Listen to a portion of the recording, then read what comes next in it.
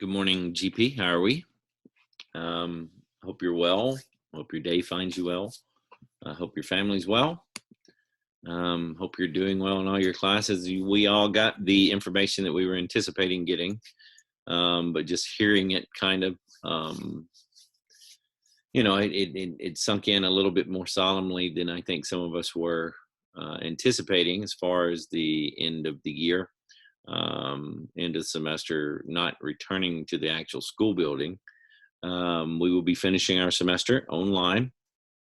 I'm sure you're aware of that now. You've already seen that on social media, on the news, etc. The governor at his press conference yesterday felt for the safety of the citizens of Mississippi that it would be necessary to not be gathering in school setting. So we will do what we do. We will move forward. We had a plan. We sort of anticipated it was going to go that way anyway. So this is not a surprise. So let not your heart be discouraged. We're going to be just fine. At this point, let's just jump right into the material. Enough of that. At this point now, we're aware that we'll be recording them online. I think the best format to do that would be on Zoom, because I can set up a Zoom for your group at a particular time, and everyone in your group can take your turn actually presenting. If you see me cutting to the side here and my attention being diverted, I'm letting in students who are arriving a little bit tardy, but it could be technology related, so let's not call them out on it. Wow. Okay, so we will be recording these on Zoom. I'll be giving you your due date. Obviously, your due date is probably going to be second week-ish of May for everything. I've had a couple of people now ask me about paper 2. I did not have the opportunity to help in the revision process with a number of you because our second week of intersession was canceled, and then we haven't returned. If you absolutely need some type of direction, please send me a message on that. Otherwise, edit it as best you can, and we'll have that as an artifact of your, I'm going to make up a word here, deservability to receive your marks. And of course, the presentation being the big one.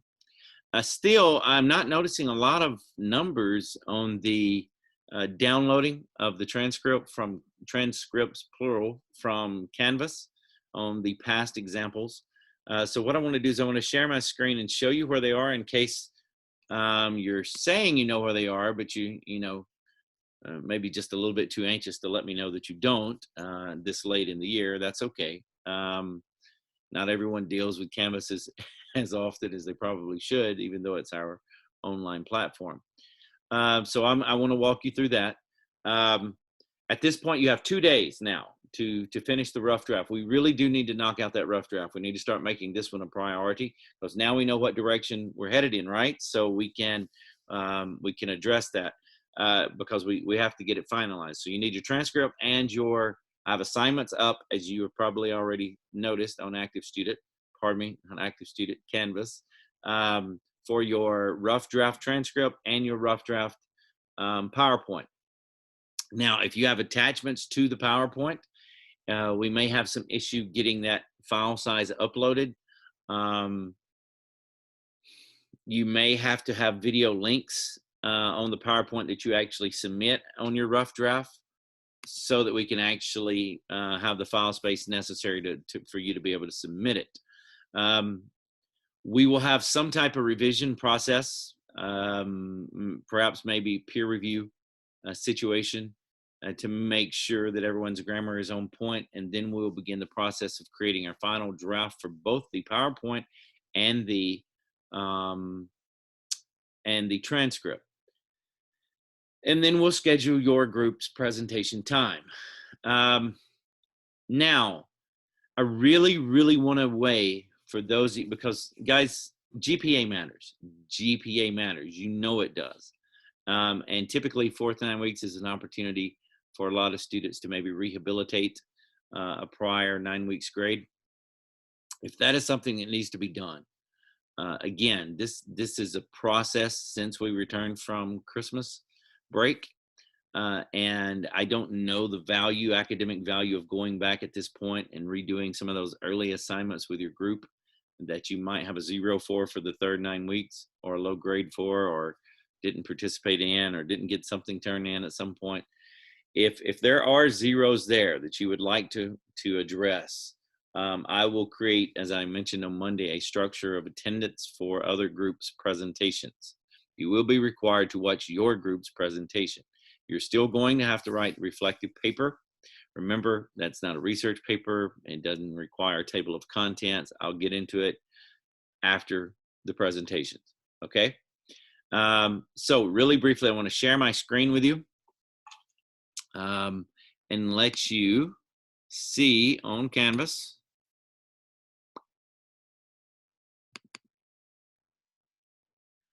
Okay, so my Canvas page will look a little bit differently than yours, but these tabs on the left are still pretty much similar. And you all know that you have files, right? In every class, files, a variety of types that have been uploaded as a resource for you. If you look over to the right under Files, you'll get to Paper 3 marked examples. And the A marked examples means these are presentations which earned an A mark. Does not mean you have to copy the structure of their presentation, that you need to have the exact same style of presentation tone. It doesn't mean that, welcome to class, Cole. Good to see you. Anyway, it doesn't mean that you have to carbon copy their construct, their content presentation methodology, the way they stand, the way they dress, anything to do with that. Of course, you don't have that. These aren't the videos. These are the actual, so I was an idiot there, but these are the actual transcripts. I do want them as an example for you. We have 1, 2, 3, 4, 5, 6 examples, plus we have the Paper 3 grading scheme that you can look at. And when you pull them up on the example that's simply just their transcript, you'll see their statement of originality as the first page, and then it jumps right into this is the actual PowerPoint. Some are PowerPoint, some are transcripts, okay? Now, I get that sometimes extemporaneous speaking is not our friend, and that I kind of just threw that out there at you and made no less than probably 5 errors in doing so. So if you don't understand exactly where to go to find the example transcripts and example PowerPoints, now's the time that I need to know that.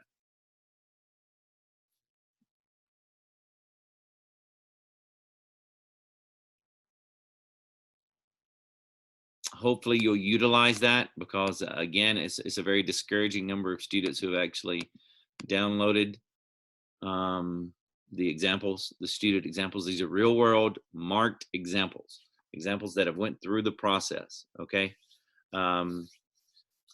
So they have definitely some validity and legitimacy.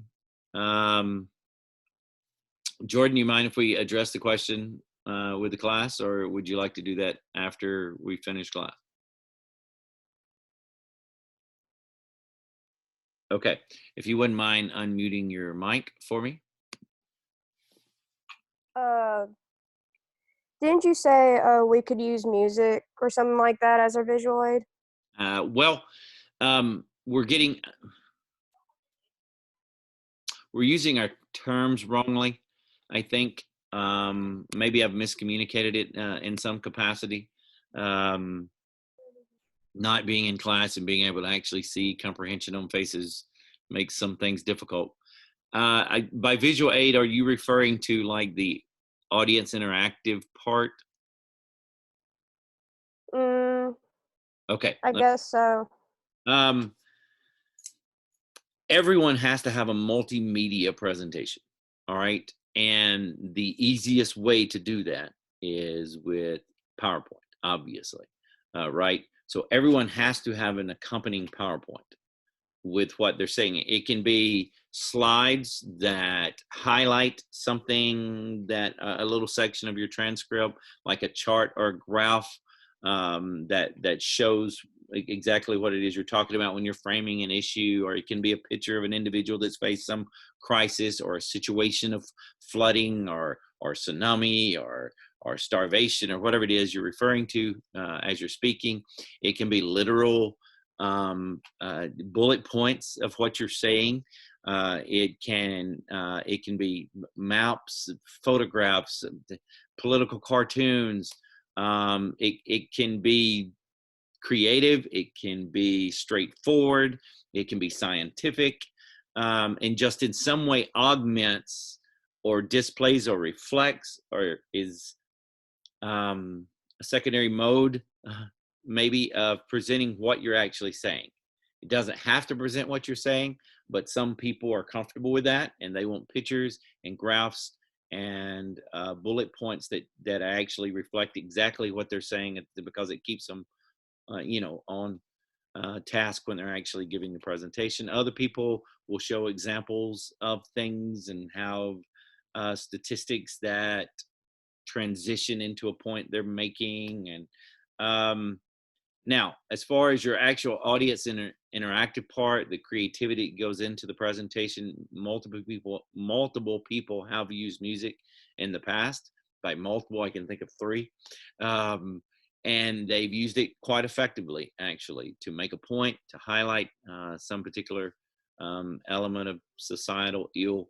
One using it literally to show violence in lyrics, kind of thing. And one in particular actually used it as her introduction when she walked onto stage, and kind of, as the music was playing, set up, clicked on an image, and then had some lyrics scroll or displayed, I can't remember exactly, and kind of waited the little 20 or 25 seconds and then stopped it and discussed those lyrics and transitioned into her presentation. It was a really effective job. And she used that as her little interactive thing with the audience. So maybe it's terminology that we're miscommunicating on, but everyone has to have a PowerPoint. So let me say that. If I have not said that, everyone has to have a PowerPoint. Now, the images you use on the PowerPoint are completely up to you. The way that you structure that PowerPoint is completely up to you. There are people who have almost a slide per every couple of sentences, and there are other people who have like thematic slides that they use in connection to each one of the claims. Other people will use the slides themselves to visually display something they didn't have enough space in the actual word count of their transcript to show. So it's entirely up to you. But yes, music can be used very effectively. Did I answer your question or only confuse things worse? You answered it for me. Okay.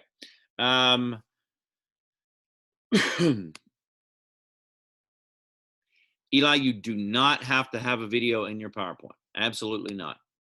Some people like to have a little sampling of some kind. Some people like to have some little video clip that shows the actual crisis that they're discussing or something. An interview that was done. Other people have used video clips in very creative ways, like interviewed themselves as an introduction. One person called themselves on the PowerPoint and they had a conversation back and forth. So it was very creative. But no, absolutely not. You don't have to have a video. If you use a video, you need to limit it. If you use a video in your PowerPoint, you're going to need to limit your video space to less than 30 seconds. You just are.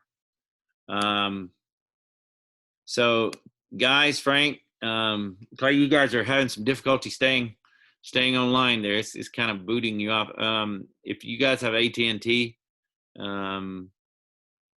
in association with the internet, you may be having some difficulty today. I think that they've been having a lot of problems in Corinth over the past week. So hopefully everyone can hear the communication clearly. Further questions about the presentation mode, the creation of the rough draft, where to find the actual examples on the files. Yeah, I got you, Frank. I kind of assumed that, man. I appreciate you being tenacious and relogging back on, though. As a reminder, I do upload these videos to our Corinth High School Social Studies YouTube channel. So if you miss something or if your internet is acting spotty, you can log on later. It takes me a while to get it, converted, etc. But I typically do it after lunch on class days. So those will be available for you to watch. Now, Eli, your question. Some questions about the transcript. Is this, are these questions that you would rather just kind of keep to yourself and wait till the end of class, or do you want to share them with the class? Is it something that could benefit others? I mean, I guess. That's up to you. I'm not trying to put you on the spot here. It was fun. With the framing of the issues in a local global context, you don't have to like detail it out as much, really. No, like probably a sentence for a local and then a sentence for global. That'd actually, be fun, maybe. it may need to be more than that. Let me ramble on a moment about it and see if I can address it. Okay. Okay. Now, guys, you understand that the framing of the actual global issue from which you extracted your group's specific formative question will have to be addressed. You have to show that there's a crisis in some capacity. And there's a number of ways to approach this. Perhaps the easiest is to in some way I keep looking off into the distance as though I'm looking at a presentation board. That's what I'm doing there, so bear with me. Maybe it should be here. I need a green screen. That's what I need. Anyway, a lot of people will begin with a global context of whatever large scale issue there is, and then they will after they've shown it in some type of capacity with like examples on screen, some type of dramatic story, they transition from their audience interaction into that global issue. Their little illustration, physical illustration they used was in relation to the global issue in some capacity, and they'll describe it, they'll show it on screen with statistics, graph of some kind. They'll frame that it is actually a crisis, and then they will actually transition into whatever the local version of it through some type of transition. Like perhaps one of the more frightening elements of this is, and then or this even happens in the United States in a way because similar to the blah, blah, and then they'll transition that way, and then they'll frame their local issue. Other people actually frame the issue throughout their presentation, and those oftentimes are the students who are doing like they're building on claims, but those are those hidden claims. I think I discussed that last week, maybe with Frank. I'm not, if I'm remembering correctly, where the solution is kind of revealed as the only logical conclusion that can be drawn from the series of claims that were made in relation to the actual crisis. So the way that you address the crisis, the problem, the global issue, the local issue, how you frame that is up to you. And if you have a very clear linear style legal argument that you're using in your presentation that have very definitive claims that are based on evidence, and that's the way you've structured your traditional argument, you're probably going to use less of your transcript to actually frame the issue, just do enough to show that it's a crisis. Does that make sense? Yeah, I was just wondering because I had framed the issue that we have, the local issue that we have, antibiotic resistance, as being like a particular issue in American healthcare settings. But then I also said the issue is not limited to the U.S. However, both developed and developing countries face it. So I was just wondering, like, what are your thoughts on that? Because I think it's And so, And then yeah. transition into how it's manifested in the United States. Um, Oftentimes, the most dramatic and creative portion of a presentation has to do with the framing of the issue, because that's the meat and the juice of it there. You know what I'm saying? That's the frightening part. That's the part that has all the statistics. That's the part that has so much information online. Um, and so sometimes people may camp on their issue a little too long. And by the way, in case no one's noticed, Jacob has his screen up, and I think he has like a fake screen behind him there. So he's wanting everyone to see that he is digitally. Is that at the beach? Nice, nice, very good. I need to. Does is this something that you did, or is this an option on for you to use on Zoom? It's just an option on Zoom. Nice. I really need to mimic that and wholesale copy it from you. That's pretty cool. Okay, back to Eli and something a bit more serious. Eli, so how you address it, just make sure that you actually do address it, that is clear, okay? And that it's clear that there is a local to global issue there. I haven't given any specific evidence that it's a crisis, just mentioned it. Do I need to put like a statistic or something? Yeah, you need to verify somehow. You need to validate the crisis. Okay. Yeah, that's part of the framing. Thank you for asking that, because others may have needed that as well. Yeah. Further question. Also, regarding the introduction of like particular articles that I used, many of them have many of the scientific articles have these really long and awkward titles. Do I just need to leave out the titles and just say The way you refer to them, now you're going to give them proper credit in your bibliography, your work page. So you're not robbing them of any academic credit. What I would do in those situations, if it's from medical journals and it has those, 19,000 word type of scientific term, that I would just relate to Dr. So-and-so and for the whatever journal last year pointed out that, and then have it on your, your little citation on the screen, and then put it on your works cited page. The problem with that is that most of the articles have multiple authors, and by multiple I mean like at least 8.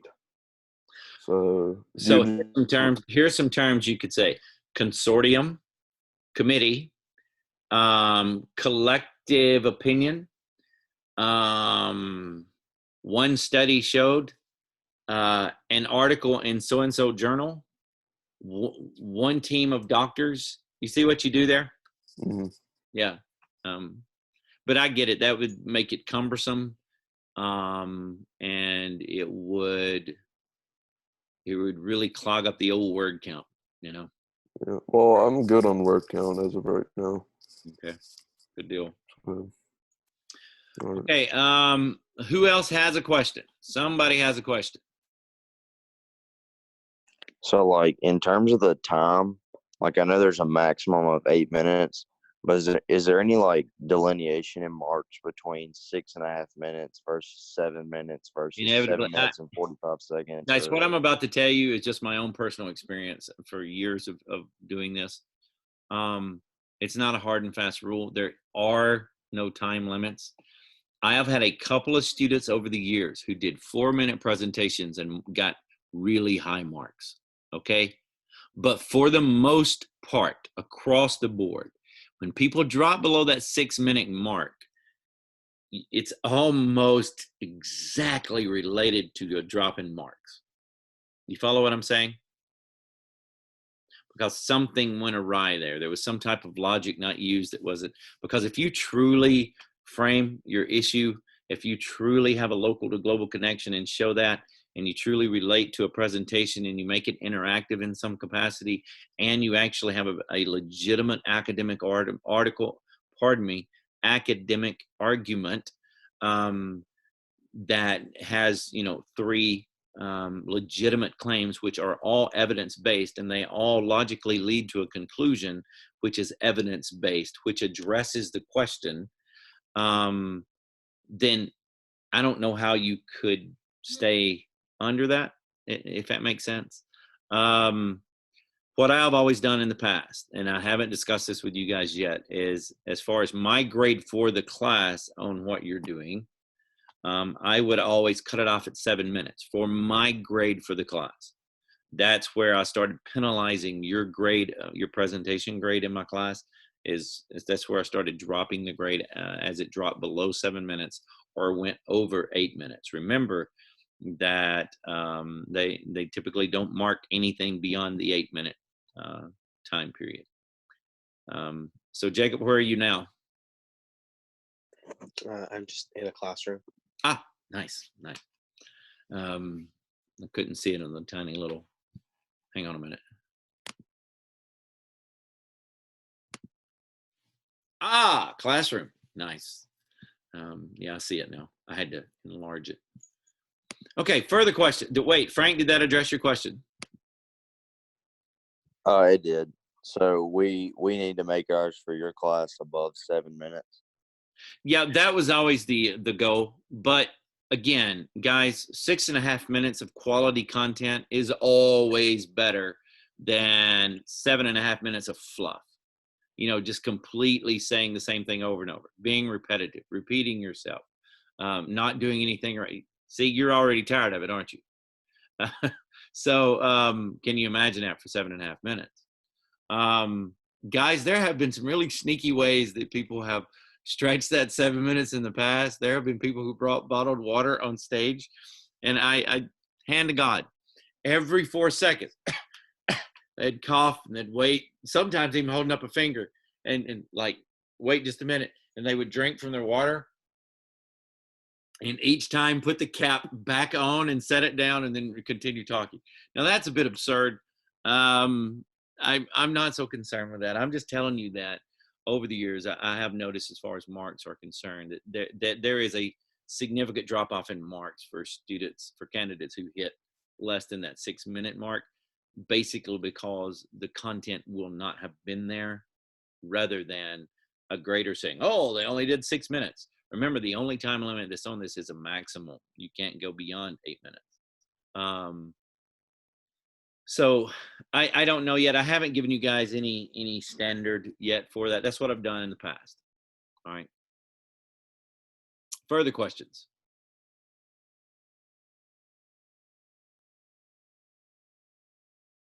None. Guys, you know this is due on Friday, right? Okay, then. Some of you may have questions that you feel uncomfortable asking in front of the group. You definitely may not want it on YouTube. So if that is you, after I get through jibber jabbering and I dismiss the class, Paris, nice, Jacob. Then Jacob, you need to stick around for sure and tell me where that's at so that I can use it later. All right. And anyone else who has a question you'd rather not be on YouTube and or asked in front of the class that you feel uncomfortable with, please hang on. For the rest of you, remember, I will be here on Friday during this time slot. Now,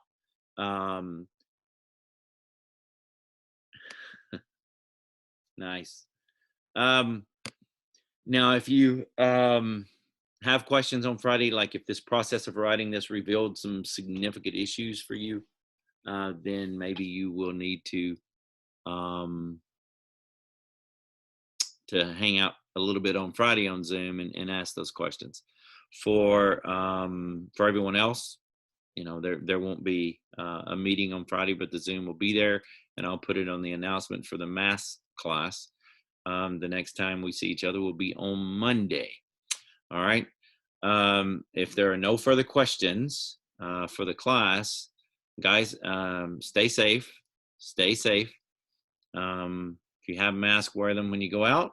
Keep your social distance. Lower the curve. Love you, and I'm praying for you. And y'all have a great day.